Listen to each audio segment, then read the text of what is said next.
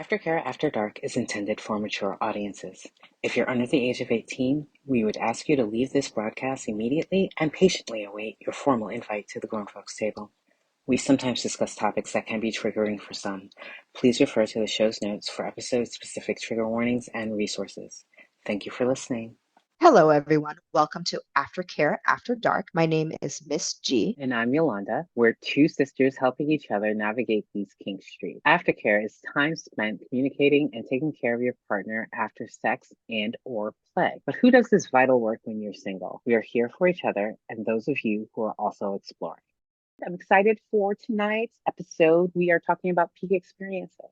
One, I want it memorialized here. So if I have any bit of wisdom to throw out there, if you are going to be on this dating scene, you need strong, reliable, good friendship, and at least one group chat in which you cut up.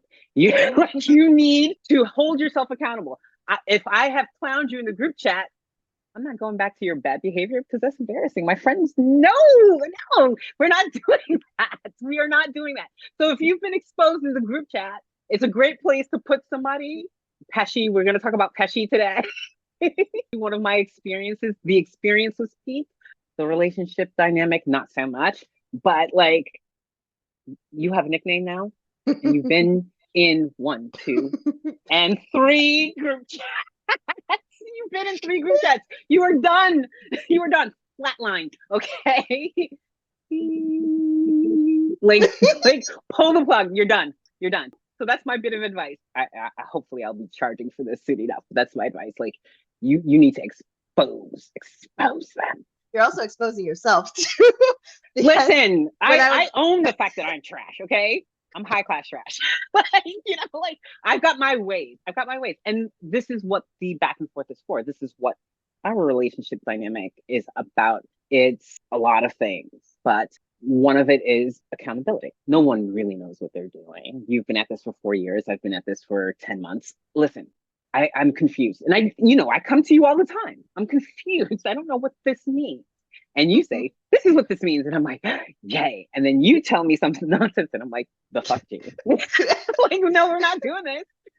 We are not doing this. So like it is an exchange, right? I have life experience. Well, I've got 15 years on you, 16 years on you, right? So I have life experience, like I've been there. I've been you very, very close to like what that is. And you have lifestyle experience. You have scene experience that I do not have. I think we complement each other in the best of ways. And we're both Leo, so there's that. Yeah.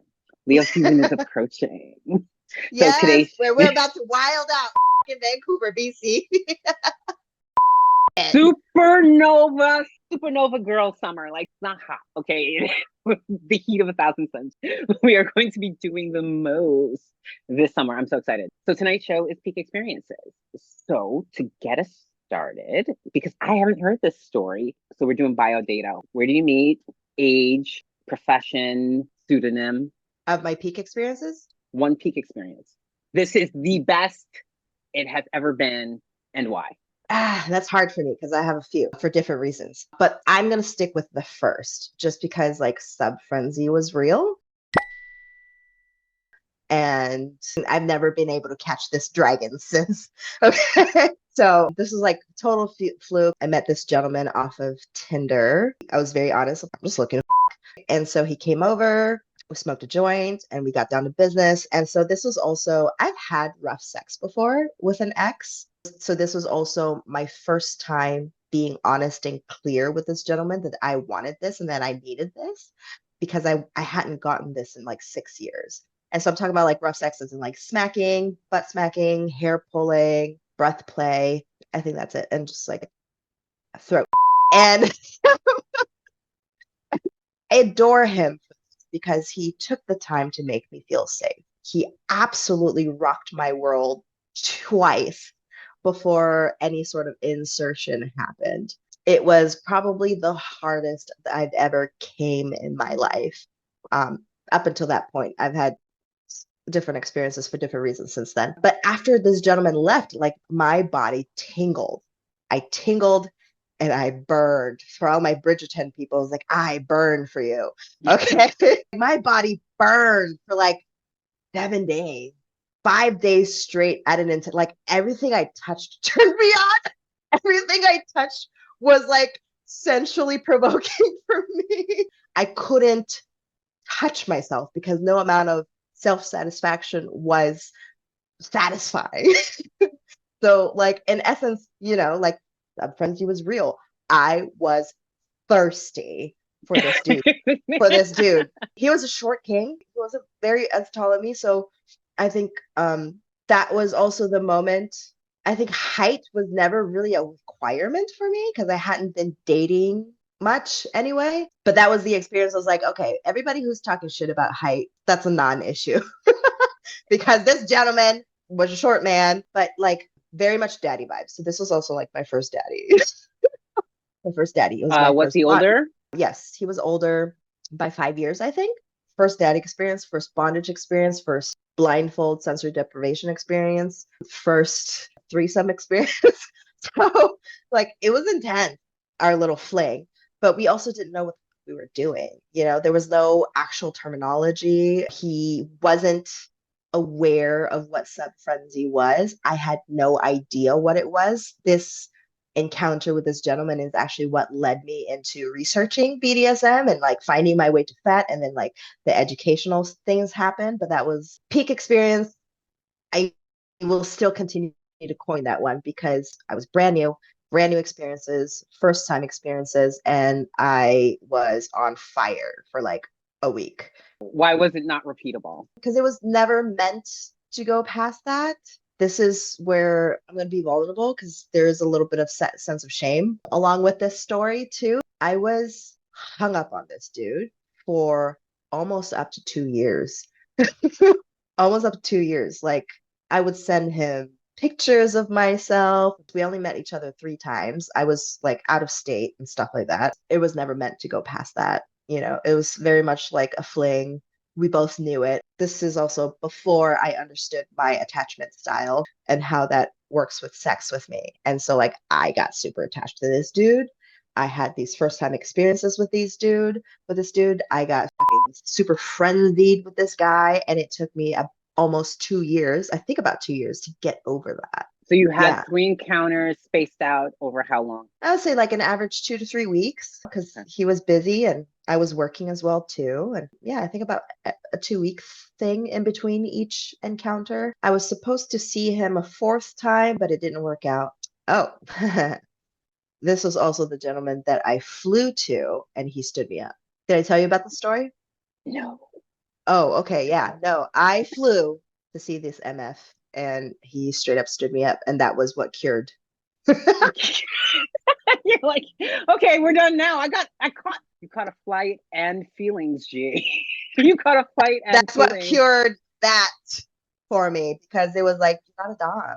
Doms don't avoid hard conversations. I spent money. You didn't tell me. Did he call himself a Dom? No. So all of this education took place on the back end of this experience. Yeah. Okay. So I very much got like, now that I'm in hindsight, he got off on the attention. He loved that somebody was like thirsty for him. He was very avoidant, was not forthright about, hey, knock it off. Hey, I'm married now, because somewhere within that 2 year period, he got married. He still kind of like entertained me. He never came out to say, hey. Oh, so it wasn't like you were being left unread. He was engaging with you. Mm-hmm. Breadcrumbing, like hearts here, hot here, sexy bitch here, but like never any full. Okay. Woo, yeah, it was rough. Listen, we do some dumb. Been there, done that. I got been there, done that. I got stories. I don't have too many long-term anythings because I don't have too many long-term anythings, but my last situationship, I recognize it now as an abusive relationship. I never wanted to own up to that. Another short king, so that height has never been a thing for me either. Another short king, but it wasn't about the sex. I'd known this individual for a very, very long time, and I just wanted to be around them. Like I loved what we talked about. I loved how we talked about it. I was there for the geekiness. I was there for the nerdiness. I tolerated the intercourse. I didn't like it. Tolerated the intercourse? That's so sad.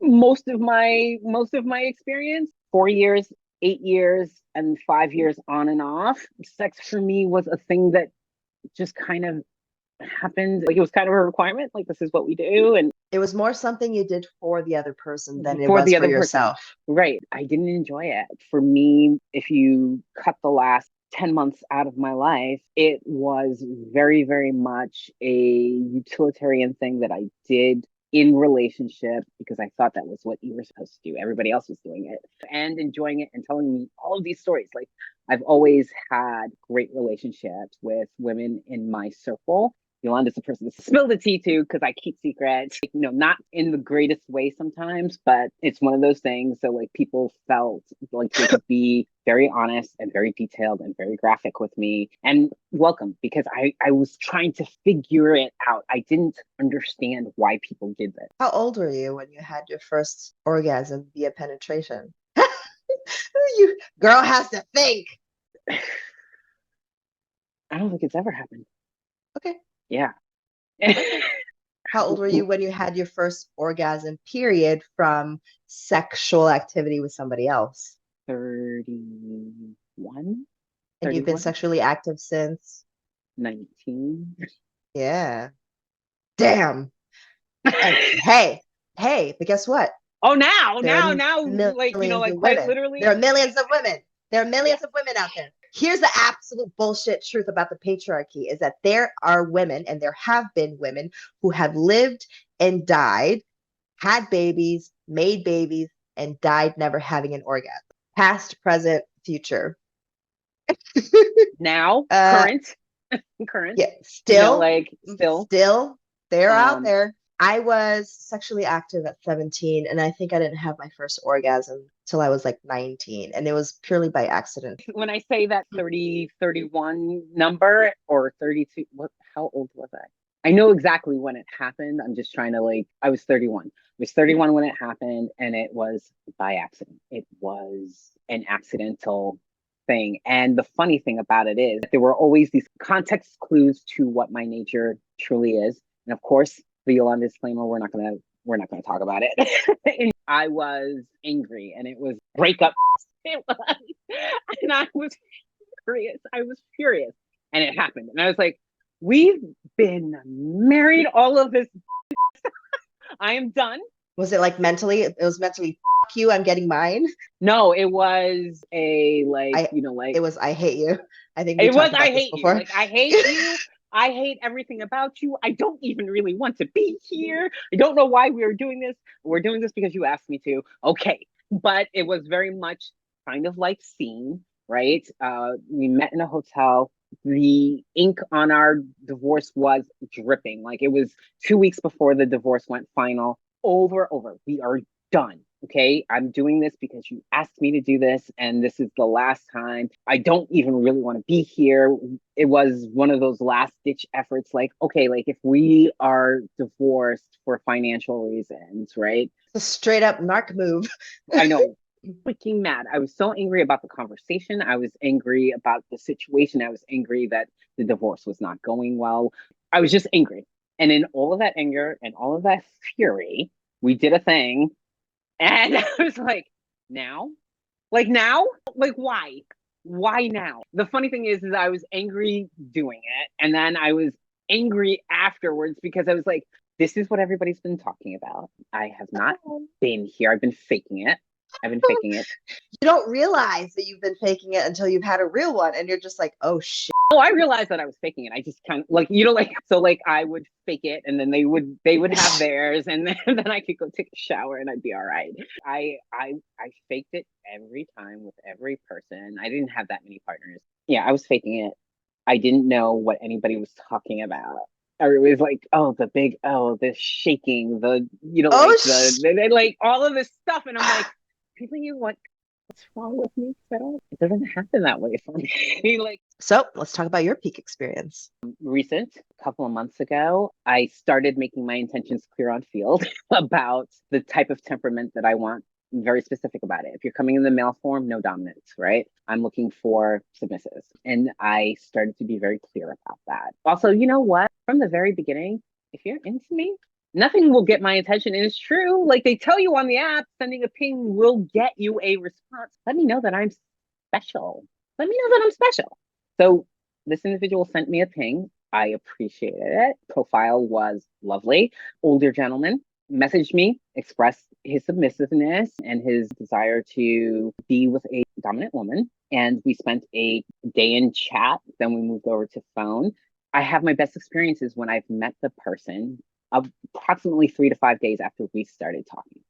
I am not the type of person that wants to do endless texts. Texts are supposed to be short missives, and now it has become the primary form of communication for so many people that like I'm exhausted. I'm exhausted. It's supposed to be efficient. I liked texting when it was about efficiency. I don't like it when it becomes your whole relationship. So 3 to 5 days, those are my best experiences. We haven't had a whole relationship by the time we've met, and we're disinterested in each other by the time we get there. I mean, no one's met me and been like, no, but like I've been no. You've run out of things to talk about. The thing is that I will never run out of things to talk about because I'm led by curiosity. I want to know about you. Tell me about yourself. Tell me about your experiences. What are your passions? I'm looking for enthusiasm from people. Very enthusiastic, very respectful. We met, we had dinner. That was lovely. I did not see the check. That's another thing. Like, like so everything was paid for. I didn't have to worry about it. No break in like I was like, did he pay for it to begin with? And I'm an observant person. So like I can see behind me, okay? I have great peripheral vision. It's one of those things that sets me at unease. I don't like thinking about money. If I have to think about money, if I have to worry about money, it's going to be a no. You're never going to see me again if we split the check. That's also 100% truth. It's my truth. There are women who insist. There are women that are going to pay. I'm not one of them. I've been taken advantage of. I have been taken for granted. I have been poor. Thinking about money is the least sexiest thing in the world to me. It's not sexy. I don't want to think about it. I don't want to worry about it. And I'm also an empathetic person. I don't want to worry about if being with me is going to tax you. If I get those feelings, I start to withdraw because I like you. I like hanging out with you. Is there a way I can? Oh, wait, no, because I have a very visceral and emotional reaction to that. So I never saw the check. We talked a lot about our work, basic stuff. So it didn't get dirty quickly. We were talking about each other. He had questions about me. That's a rarity from the men where like I'm not directing the entire relationship by my inquisitiveness. It was a lovely time. Gentlemen, ask me out again immediately. There are women who enjoy the game. I do not. Lay your intentions bare. I want to know that you enjoy me. I want to know that you like me. I need enthusiasm because I have a hard time reading the difference between coyness, the game, and manipulation. Remember when I sent you that video from the sprinkle sprinkle lady? I was like, if I have to chase you, I'm calling the cops. Yeah. Yeah, like it's part of my matrix to feel like I'm wanted, to feel like I'm valued. And he gave me all of those feels. There's a little bit of distance between us, an hour. So we had a plan for the next week. We chatted on the phone. We had a conversation on the phone. We had a few conversations on the phone. We texted interesting things to each other. We're still talking about your peak experience, right? Peak experience, Okay. yes. Peshy. that's his euphemism, peshy. Okay, so moving on from the date to the nitty gritty. Second date. Okay, so like third date, and I don't have a rule, but it seems like it seems like there's a third date rule with me. I sent him an email because he wanted something that I had never done before. I was very honest. I desire to do this. I desire to have this type of relationship, but I don't have that much experience with the accoutrements, the toy, right? We were doing the negotiation. This is how I know that I'm here for the negotiation, where there were prompts. I gave him 3 questions. I didn't like the answer to 2 of them because they were opaque, very safe, I was like, no, if we're going to do this is a very intimate thing. You need to be honest and intimate with me. So sent him back. I would say like all told, he wrote me 2,000 words on the 3 questions that I asked, came back to me and we made a date for our scene, and we negotiated what was going to happen in the scene. The no's were, it's our first time together, so there will be no penetration on either party side. The second rule, non-negotiable, was there wouldn't be any impact play.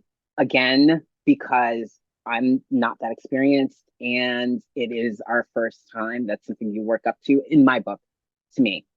Okay, some people are ready for it. They'll walk into a dungeon and do that. Was this before or after the fetish ball? It was after, huh? It was after. It was after the fetish. Okay. Like it was after the fetish ball. It was like almost a week after the fetish ball, Yeah. actually. So it kind of sounds like it was more humiliation, degradation, mental domination than Yeah, actual like impact play. play. Right. So we did the things. I set scene. I was so nervous. I was so very nervous. I arrived to the room first, the rules, right? You had to book a room. It was a very nice place. And I need time to acclimate to a space. It was on the first floor of a very small, like, bed and breakfast boutique hotel. We'll call it a boutique hotel, but fancy enough, like good for me. There were these big windows. And I opened up the drapes. I opened up the drapes. So I was directing the scene and there were like some asks in there. Can we close that? Absolutely not. Absolutely not. And there were people out there too. I don't care. And we did, like, I'm not going to go into detail one because it's not my thing. We went into detail because we're intimate like that. We talk about these things. We played. It was good, clean, but also very dirty fun. Oh, we had dinner first though. We had dinner first. We watched the movie and we talked, and then I set my signals, safe words. We contracted for something else that I didn't know about this person, but they were like, "Can I?" And I was like, "Oh, sure." Absolutely. Why was it your peak experience? What made it your peak experience? So what I was explaining, that I was like super nervous. The second I called scene, did that, like, it was a hand signal, did the signal that it started, no nervousness, no hesitation, no awkwardness. And mind you, this is the first time we were being intimate to each other. We had kissed, but like very chaste, like nothing open mouthed or anything else like that. Very chaste kiss, good night after our dates. But I felt empowered. I felt beautiful. I felt beautiful. I was made to feel beautiful. And because scene kind of takes time, I was able to get to the level of arousal that I have never, ever been at. I need time. I Oh, need bitch got wet. flow. I made a mess. Okay, I'm sitting there, and I have my clothes on. That's really what it came down to. The bitch got wet. I made a mess and pointed it out too. See, it sounds like I'm prudish, but I got dirty. I got dirty. The things that came out of my mouth. Clean the mess. Clean the mess. But yes, I was aroused. I was there for it. I was here for it. I was excited. I was enthusiastic, and it was because I was in charge. I directed from start to finish the entire scene. And the grand finale, I discovered this with Dimitri. Face sitting is like one of my favorite things. After that, I think I blacked out. It was the strongest. And let me tell you, I had my clothes on. I had my clothes on. And well, I didn't have the bottoms on at the end, but with my clothes on, my getup, right? I had a couple of small O's, the grand finale. Now I know what everybody was talking about the big O. Now I like full control. I couldn't form words. I looked at looked at my watch because I'm like sitting on the edge. When I did get up and sat on the edge, and I was shaking. I was shaking uncontrollably for a good 5 minutes, and it was a high. I was high. And I think of like the longest highs I've ever had come from running long distances. This is why I do this. This is the masochist part of me, right? I run the marathon. So like there is a high that comes. My favorite distance is the half marathon. There's a high that comes around mile 10, and you've got another 30, 33, 35 minutes, not even that, 25 minutes of just buzzing. And this is what that felt like to me. It was, but like everywhere. I was The girl was reading. tingling. You were tingling from your toes to your tippy head. Oh wait, your head to your My tippy toes. toes, yeah, my brain, everything in it kind of like shut down. It was like entirely too much, but also not enough. I didn't have words. I didn't have words. I was sent. So that was my peak experience. That was my peak experience. I have been chasing that feeling for the last few months. Since then, I have had one sexual experience since then, which I didn't like. We talked about that, but I did what I wanted. My partner was, as I said before, older gentleman. And so, like, I have learned in this last journey that men who aren't using the magic blue pill over the age of 40, sometimes they're very slow to arousal. Sometimes they have a hard time maintaining it. Sometimes they have a hard time to climax. Gentleman was close to 60 and twice on command, hard, Didn't he say something about like he hasn't done that since he was what? Age what? 18, 19 years old. Like, like, yeah, like very satisfied. My partner being satisfied also is a great thing for me. Some doms aren't about that life. It's about them. Their relationship pattern is agreed upon by their sub that this is important to them, their pleasure, and their sub is the person that loves to meet that need, right? And I'm not judging. I'm not judging. But my orientation is very service oriented. I need you to have a good time. I'm gonna make you have a good time. I'm gonna tell you how you're gonna have a good time. So that also gave me pleasure seeing this man cry. We like it when we make boys cry. Yes, yes. But I think it was very much a release for this individual. It was their first time with a woman of my disposition. So it was a first for both of us. And then the aftermath, because I have to assume that you went through a little bit of top drop. I went through a lot of top drop. And we talked Mm-hmm. about this off camera. The aftermath. So we spent the night together. Lovely. We had a small scene in the morning. We went out for coffee. We had breakfast. Now, the negotiation we talked about explicitly because it was such a concern for me. Like I don't actually want to hurt anybody. Like I need this to be consensual every step of the way. So like I am checking. Are you stable? Is this a good thing for you? A lot of subs don't know if that's the case. So the questions that I asked were very, very much about figuring out what we were going to do, how it was going to be. I was very thorough about seeing because I didn't want to cause harm, actual harm, right? So what I didn't do in the mistake, I have too much eye makeup on. I made the mistake that I have made my whole life and wasn't explicit about what I needed for aftercare, right? I asked him about what he needed. He did not mirror me back. Like I have to always check on this because I get excited too. And so like, like I'm not always 100% going through the checklist of things that I need to do for myself because it's not instinctual for me to do that. We didn't discuss what I needed for aftercare, and I got crickets after we parted ways, and it was hurtful, and I felt like I was used for sex work. Like it was cheaper to take me out and stay engaged with me for the 3 weeks that we knew each other than to actually pay someone a couple of grand for the experience that he had. That's the way I felt. I might be wrong, but I did reach out. How are you? How are you feeling? Oh, I'm real busy right now. I've got the kids all week. This, the next thing. So I got big mad in the way that I get big mad. When I get angry, I have a hard time with it. I have to be by myself. I have to calm down and then I need to write whatever it is out. So that's what texting is good for me, right? I need to write it out. And basically, I was like, this happened, this happened, this happened. This is the way I feel. F you pay me. And that's why his name is Petchy. F you pay me.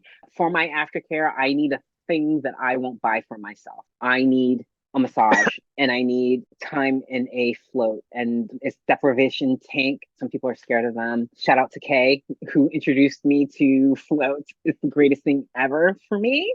It's the greatest thing ever. It's good for meditation. It's good for clearing your head. I need that time. So I charged him for the bougie experience that I will not treat myself to unless I'm on vacations. I know I need it and I can afford it, but I have a hard time splurging on myself. And so the courtship part of this is treat me, like treat me accordingly. Tell me I did a good job, Make you me know, feel wanted, make me feel valued. valued, make me feel loved. And we were very vulnerable with each other. It was a natural thing for me to do. No nervousness. Call scene. It was my thing. It was my thing. I was like, oh, I found what I like doing now. Like I found it. I found it. This is the peak experience. I have never felt like this in a sexual situation with anyone. And it was amazing. It was amazing. But it's still hard work. Do you think as soon as he made that monetary transaction, you checked your feelings out of the equation for the most part? Or at least it helped detach you? I wasn't attached. I liked this individual. I wanted to see more of this individual. I wanted to do it again. My 7-week relationships, this didn't even last that long, but I became attached to Dimitri. That was a loss and it hurt. And I spent time licking my wounds. It took me 7 weeks to get over a 7-week relationship. This wasn't that. It helped the feeling of that wound, that core wound, right? I don't have value. I'm not good enough. Maybe I'm lying to myself. This wasn't as good for the individual as you thought it was. You're not as good as you think you are. The self doubt.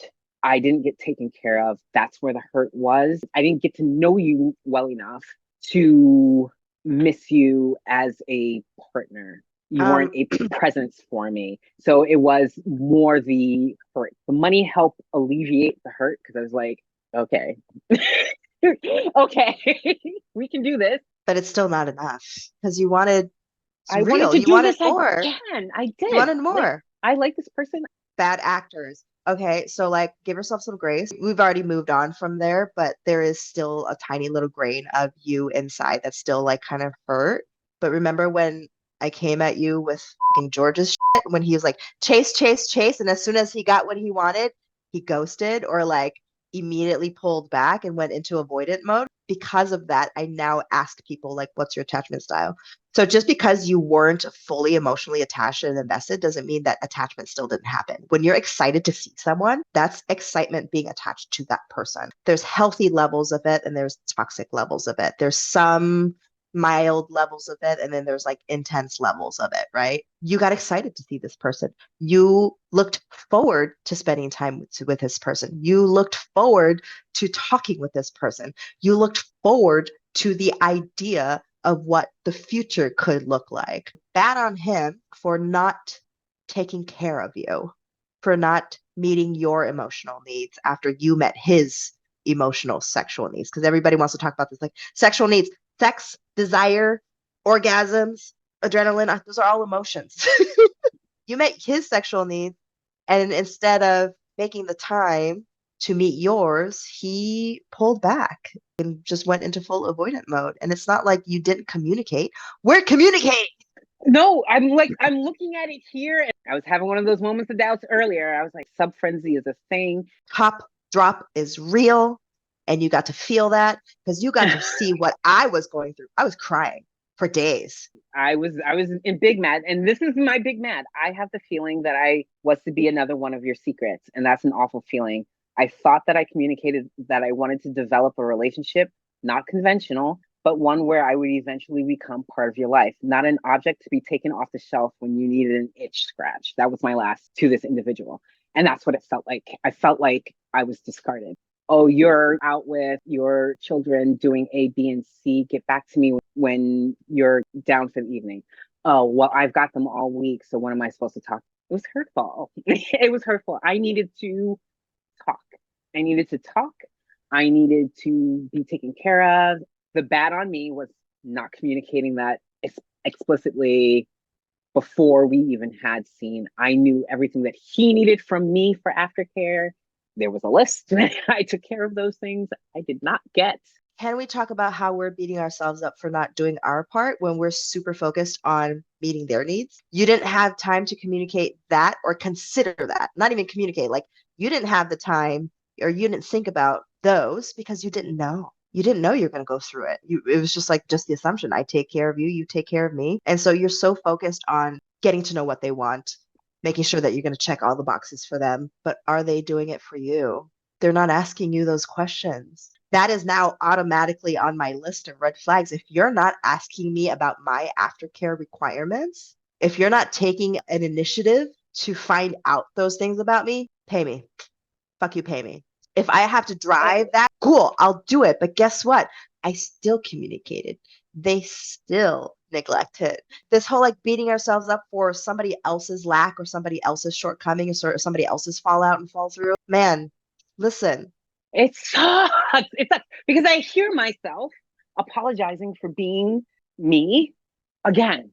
We take all of these steps. We're doing this, we're doing that, we're doing the next thing, and we're trying to protect ourselves and be as safe as we possibly can. And I think that's why I get on myself, because I didn't protect myself, right? I didn't protect myself. Then the horrible thing, the voice inside my head is, that's what you get. That's the thing that keeps me up at night, is that little voice in my head that says, if you had done it differently, if you had checked all the boxes, just like you said, if you had protected yourself adequately, then none of this would have happened and you wouldn't have gotten hurt. And it's your bad for not doing the thing that you know that you were supposed to do in the first place. You forgot something. And that makes me incompetent and like dumb. Cycle. This whole cycle. I love you. I love you. You are enough. You are amazing. You are fantastical. You are a magical unicorn. Glass dragon. I love you. Nobody can attest to the work it takes to get here, to be here, to continue to stay here. And right, do it again. It's like, and like, it's a hit. Every time you go through these things, you're putting yourself out there, you're risking yourself, and it's a hit. And so, like, it's hard to feel like you're not doing it right. It's hard to feel like you're not checking all of your boxes. You're not doing the work to protect yourself. But that's ultimately what I'm looking for is, how are you protecting me? I need you to have proactivity, to be proactive about taking care and protecting me. And that's why now I don't mess with people exploring. I don't mess with people coming into the kink space from the vanilla world, because they need to go through a little bit of deprogramming. You came into the kink world and went straight to education. Most men don't do that. Being out in the community, I've learned this. And the thing that I hear out of a lot of men is, I've been at this for 25 years. Yeah, you can do a job for 25 years and do a terrible job.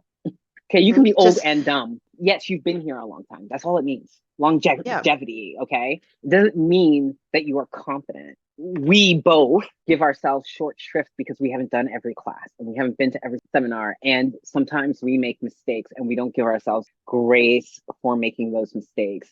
I think the hard part for me is, intellectually, I know this. This is where the discernment comes in, right? The people coming in looking for a safe place to explore themselves. Cool, but are you a safe place for me, right? That's a service. You don't think that's a service? You don't think that's a valuable service that we do for the community? But the difference is, like, these motherfuckers are coming in, treating us as if we're something to put aside, to set aside, to put back on a shelf, to like bury, shove into a closet while they go on with their vanilla life or their regular life. And it's like, it's alternative lifestyle. It doesn't say less than important lifestyle. It's an alternative lifestyle. It doesn't mean closet lifestyle. That's not how that works. You don't get to check out, go live your normal life, take care of your family, and then like come back 2 weeks later. That's not how that works. We still deserve care. We still deserve nurture. We still deserve effort. We still deserve showing up. And the more we do this, the more we fumble, the more we learn. We learn. We're here to pick each other up because these motherfuckers ain't doing it. That's why we're here. So give yourself credit, right? Give ourselves credit for fumbling, stumbling, and then like dusting ourselves up and get back at it, because it's too easy to be cynical. And we go through this. We go through our little cycles of just like, I hate it here. It's too easy to be hard. It's just too easy to be a asshole. And I say that, like, I'm a skeptic. I'm a skeptic because I ask a lot of questions and I get a lot of BS answers. It's hard to drive away. I'm a skeptic who fights against cynicism, right? So putting a timer on this was the key to me staying on this. Me treating this like every other thing that I do, long-term plans, My work is long term. It's not something that's done in a day. I've checked the box. I have to plan out. I have to plan out my time around projects, my activities. I do distance racing. I have to plan my training. That's 26 weeks of training. If I plan on doing it again, I have to continue to train. There's maintenance. The plan changes. Treating dating in the same vein that has made me successful in every other pursuit that I've had. Yeah, so those were our peak experiences. Those were our peak experiences. So you're chasing that. And I know I'm chasing mine because I was like, I should have asked for more. I asked for the thing that I needed. The aftercare for me was going to be this thing. Hopefully, he would have joined me. It would have been another date. It would have been time together. That's what I want. At the end of the day, bad on them for not being truthful, bad on them for not being willing to have the hard conversations and be honest with themselves, because that's what it really is. They're lying to themselves. Bad on them for missing this opportunity. We're providing the opportunity. It's completely up to the other person to pick it up or put it down. So if they pass it by, you pay me. I'm still here. And the funny thing is I'm wondering if I hadn't done what I done, I'm wondering if I would still be hurt over it. I mean, I am still hurt over it, but I'm wondering if I would have been back at the conversation stage with whoever I'm talking to. I'm wondering if I would have given up if I didn't exact my tax. Exact my tax. We're not just leaving goodbye text. If you have cost me, if you've cost me, I'm going to exact the toll, whether you choose to pay it or not. I left it up to him. If you care about my aftercare at all, what I need, you're going to do this. He did it. So like you get credit for meeting me where I said, even though you knew full well I was being mad. And that's okay. He wasn't ready for that. He wasn't ready for that because you said he cried. Well, that was so part whatever of the it release. is, whatever it was, sometimes when people are met with the reality of what they could possibly want and they realize it, it's extremely scary for some people. Again, we'll never know. We'll never know because they kind of the ship sailed on that. So all we're left is just filling in the blanks based on our own triggered and betrayed based on like wounds of betrayal and triggers, because that's what it was triggering for you. You were going through top drop, you were vulnerable, so bad on them. You did your job, you had your expectations, you exceeded those expectations. Peak experience, but the low gets a little low. It gets a lot low, to be perfectly honest. It gets a lot low. And that's why it's called drop. Yes. Was it worth it? Yes. I know what I am now. I know what I like. I know what I like. Okay. Before I started this, the bar was in Hades. Okay. It has been lifted a little. It's been lifted a little. And I think the part of me that has very, very deep integrity and loyalty to myself is like, oh, we can't do less than this now. Okay, this is where the minimum is. This is where the minimum is. We're not dropping the bar any lower. This is how I like it, how I enjoy myself. If it means it only happens once a year, so be it. I'll wait. I will wait for my satisfaction. All of these memes about women who alone too long, especially from women in their 20s. They left us alone unsupervised way too long. 18 years of alone. Okay, alone. We're not doing this. Like, I like myself now. I like myself too much for the nonsense. Good, because I like you. I like you too. I know. Everybody, thank you for being here. What are your peak experiences? Miss Yolanda, do you have anything? So the email, aftercareafterdark@gmail.com. Send us email and we might entertain the questions if we so desire. No, I read everything. I am curious about who's watching this and why. So like if we leave a missive at the end, feel free in the most respectful manner possible. Because if you're disrespectful, you will be left unread. You know, what are your experiences? Are you still chasing that dragon or have you settled down? Have you found your space in the kink space and are you happy? And with that, good night. I love it because we're two educated, accomplished, professional women who are dressing up in fucking lingerie because there's just like, what's it called? The scorned lady, the scarlet letter, fucking promiscuity. There's just something about women like us showing up, sexy, talking openly about our sexual experiences. Well, you know, still like having morals, high integrity, self-respect, all these things. So much of our self-respect, we've been conditioned from a very young age to associate with virginity, with keeping your legs closed and like that. And now we're just like, my body, I do what the fuck I want. I do what the fuck I want. Guess what? If I get an itch and I want to go scratch it, there's a place for that. And I'm just learning what you're those not a places player. are. You're like, there's a difference between a predator and a player. If you have to lie and manipulate yourself to get what you want or get a desired outcome, you're a predator. You're a player if you can get what you want while being truthful and honest at the same time. The more authentic, the more honest, the more vulnerable I am, the closer I get to the desired results. It's way more painful than I thought it was going to be. I've taken some losses and I've never felt that way. I've never felt strongly enough about any of my partners, the previous ones, to even miss them, especially being in this space, the kink space. You have to get closer to people quicker. A lot of people's stories are like, especially swinger partner, 5 years into their relationship, 10 years into their relationship, 15 years into their relationship, they are just disclosing what their natures are.